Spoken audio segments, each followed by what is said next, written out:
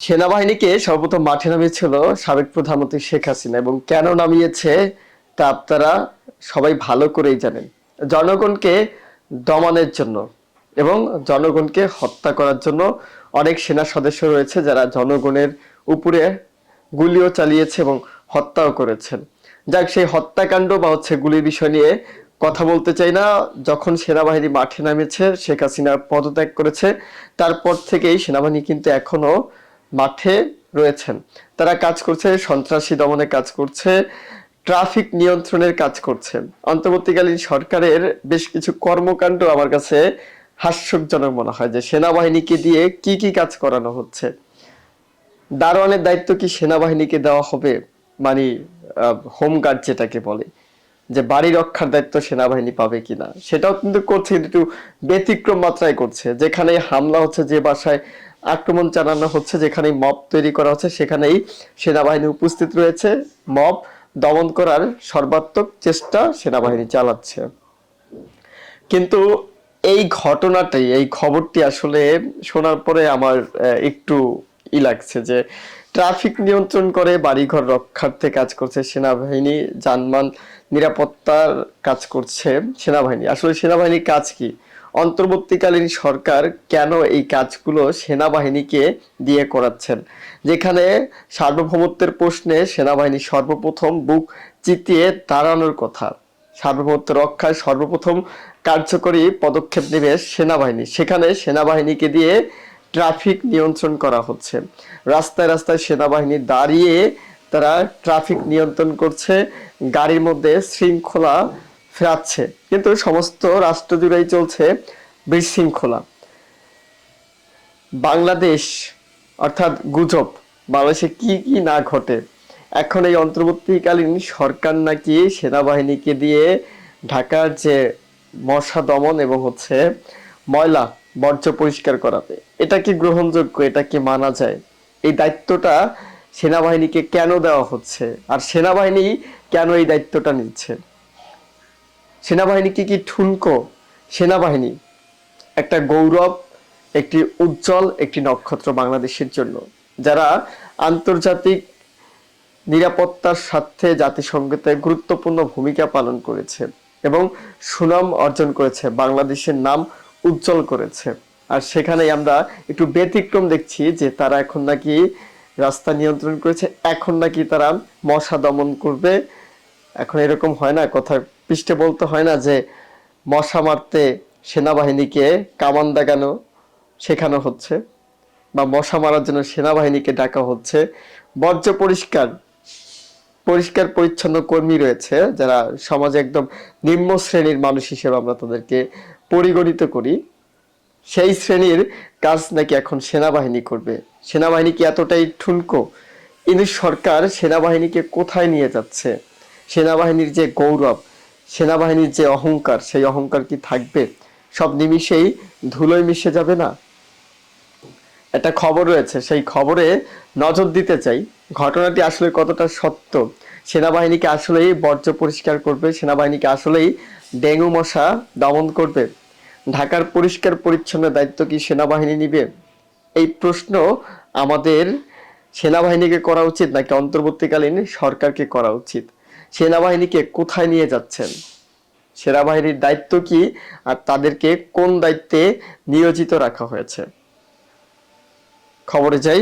খবরটা আপনারা যদি শুনেন, তাহলে আপনাদের চোখও ছানা বড়া হয়ে যেতে বাধ্য হবে। এটা গুজব নাকি আসলেই সত্যতা, তাও আমরা আপনাদেরকে জানানোর চেষ্টা করব।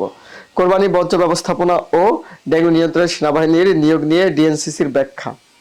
ওই যে বললাম না, যে মশা মারতে সেনাবাহিনীকে ডাকা হচ্ছিল, আর ময়লা পরিষ্কার করার জন্য। পরিষ্কার পরিচ্ছন্ন কর্মী যারা রয়েছে, তারা কি তাহলে সেনাবাহিনীর দায়িত্বে যাবেন? তারা কি তাহলে সার্বভৌমত্বের রক্ষার দায়িত্ব নেবেন? সেনাবাহিনী পরিষ্কার পরিচ্ছন্ন দায়িত্ব পালন করবে, আর পরিষ্কার পরিচ্ছন্ন কর্মী যারা রয়েছে, যে দায়িত্ব যারা রয়েছেন, তারা কি তাহলে সেনাবাহিনীর দায়িত্ব পালন করবে? ব্যাপারটা কি এরকমই হলো? কেন তাদেরকে পরিষ্কার পরিচ্ছন্ন কর্মী বানানো হচ্ছে? আর পরিষ্কার পরিচ্ছন্ন কর্মী যারা রয়েছে, তাদেরকে কি করা হবে?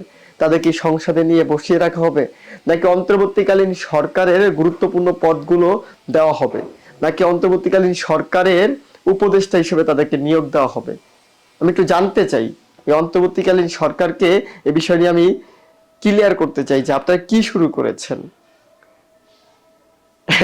আবার উপদেষ্টা দেখেন তো, কিছু কিছু উপদেষ্টা রয়েছে, ষষ্ঠ উপদেষ্টা একদিন বলেছিলেন যে মরণাস্ত্র থাকবে না, পুলিশকে আমাদের এলাকাতে লাঠিয়াল বাহিনী বলতো, একটা সময় বলতো যে খোঁজদারা, পুলিশ নাকি খোঁজদারা নিয়ে ছোটাছুটি করে। বিগত সময় আধুনিকতার সাথে সাথে পুলিশের একটি পরিবর্তন এসেছে, পুলিশে কেউ চাকরি নিতে চাইতো না, এখন স্বনামধন্য ব্যক্তি, গ্রাজুয়েটেড মানুষ, তারা এখন পুলিশের দায়িত্ব নিচ্ছে, ঊর্ধ্বতন কর্মকর্তা হিসেবে তারা নিয়োগ পাচ্ছে। পুলিশের মধ্যে একটি পরিবর্তন এসেছে, আধুনিকায়ন হয়েছে, আরো হবে আমি এই আশা করি। কিন্তু পুলিশের কাছ থেকে নাকি মরণাস্ত্র কেড়ে নেওয়া হবে, এটা আবার কোন ধরনের বিচার? পুলিশকে কি আবারও সেই লাঠিয়াল খোঁজদারা বাহিনী বাড়ানো হচ্ছে? খবরে যাই, ডিএনসিসি দেখি যে এই সংক্রান্ত মশা দমন আর হচ্ছে বর্জ্য পরিষ্কার নিয়ে ডিএনসিসি একটি ব্যাখ্যা দিয়েছে। তাদের ব্যাখ্যাটা কি, আর কেনই তারা এই কাজটা করার উদ্যোগ নিলেন? ঢাকা উত্তর সিটি কর্পোরেশন কেনই বললেন যে সেনাবাহিনী নাকি এবারের ময়লা ডেঙ্গু দমনে কাজ করবে? আসন্ন ঈদ উল আজহা, কোরবানি পশুর বর্জ্য ব্যবস্থাপনা এবং ডেঙ্গু নিয়ন্ত্রণে সেনাবাহিনী নিয়োজিত থাকবে, এমন কিছু খবর সম্প্রতি বিভিন্ন গণমাধ্যম ও সামাজিক মাধ্যমে ছড়িয়ে পড়েছে। তবে এসব তথ্যকে ভুয়া ও বিভ্রান্তিকর বলে জানিয়েছেন ঢাকার উত্তর সিটি কর্পোরেশন ডিএনসিসি। মঙ্গলবার 27 মে এক সংবাদ বিজ্ঞপ্তির মাধ্যমে বিষয়টি স্পষ্ট ব্যাখ্যা দিয়েছেন ডিএনসিসির পক্ষ থেকে জানানো হয়েছে, কোরবানির পর্যবেক্ষণের দায়িত্ব সম্পূর্ণভাবে ডিএনসিসি নিজেই পালন করবে। এ বিষয়ে সেনাবাহিনীকে দায়িত্ব দেওয়ার কোনো সিদ্ধান্ত বা পরিকল্পনা নেই বলে জানিয়েছেন ডিএনসিসির প্রশাসক মোহাম্মদ এজাজ। বিজ্ঞপ্তিতে আরো বলা হয়, সেনাবাহিনী দেশের সার্বভৌমত্ব, জননিরাপত্তা নিশ্চিত করতে নিরলসভাবে কাজ করে যাচ্ছে। ডিএনসিসি সেনাবাহিনী এসব কার্যক্রমে গর্বিত। ডেঙ্গু মশা নিয়ন্ত্রণে সেনাবাহিনী নয়, বরং সেনাবাহিনীর অধীনে একটি সহায়ক প্রতিষ্ঠান Bangladesh machines tools factory BMTF সহযোগিতায় নেওয়ার কথা জানিয়েছেন ডিএনসিসি। ডিএনসিসি একটি রাষ্ট্রীয় ব্যবসায়িক প্রতিষ্ঠান যা ইতিমধ্যে সিলেট, চট্টগ্রাম ও নারায়ণগঞ্জ সিটি কর্পোরেশন মশক নিধন কার্যক্রমে কারিগরি সহায়তা দিয়েছে। ওই যে মশা মারতে কামানের ডাক, একটি সহযোগী প্রতিষ্ঠান রয়েছে বাংলাদেশ সেনাবাহিনীর, বিএনসিএফ হয়তো বা সম্ভবত, সেটাকে তারা হচ্ছে কারিগরি টুলস দিয়ে থাকে, আধুনিক যন্ত্রপাতি আবিষ্কার করে মশা দমনের জন্য তাদের এক সহায়তা নেওয়া হবে। কিন্তু সেই বিষয়টিকে বাংলাদেশি বলে না গুজবের দল, গুজব ছড়িয়ে কি করা হয়েছে যে সেনাবাহিনী নাকি এখন মশা দমনের দায়িত্ব নিবে, বর্জ্য পরিষ্কারের দায়িত্ব নেবে। আচ্ছা, সেনাবাহিনীকে দিয়ে আর কি কি কাজ করালে মানুষ বুঝতে পারবে আসলে সেনাবাহিনী তাদের বন্ধু?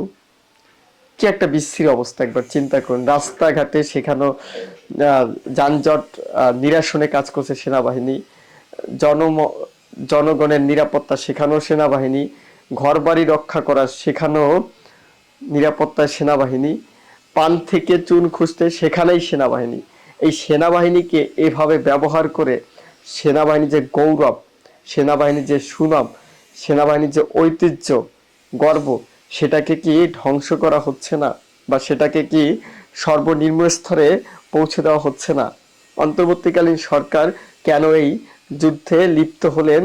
সেই যুদ্ধে কেন সেনাবাহিনীকে এভাবে ব্যবহার করছে? শেখ হাসিনার থেকেও তো অন্তর্বর্তীকালীন সরকার মনে হচ্ছে সেনাবাহিনীকে খুব বাজেভাবে ব্যবহার করার চেষ্টা করছে। এটা কি সেনাবাহিনীর প্রতি প্রতিশোধ নেওয়ার জন্যই হচ্ছে? অন্তর্বর্তীকালীন সরকার সেনাবাহিনীর উপরে কি প্রতিশোধ নিচ্ছে? যেহেতু বিগত সময় সেনাবাহিনী শেখ হাসিনার সহযোগী হিসেবে কাজ করেছে, সেনাবাহিনী গুমের সাথে জড়িত ছিল, হত্যার সাথে জড়িত ছিল, সেটার প্রতিশোধ কি এটাই যে সেনাবাহিনীকে এখন খোঁজদারা বাহিনীতে পরিণত করা? ভালো থাকবেন, সুস্থ থাকবেন, শুভকামনা।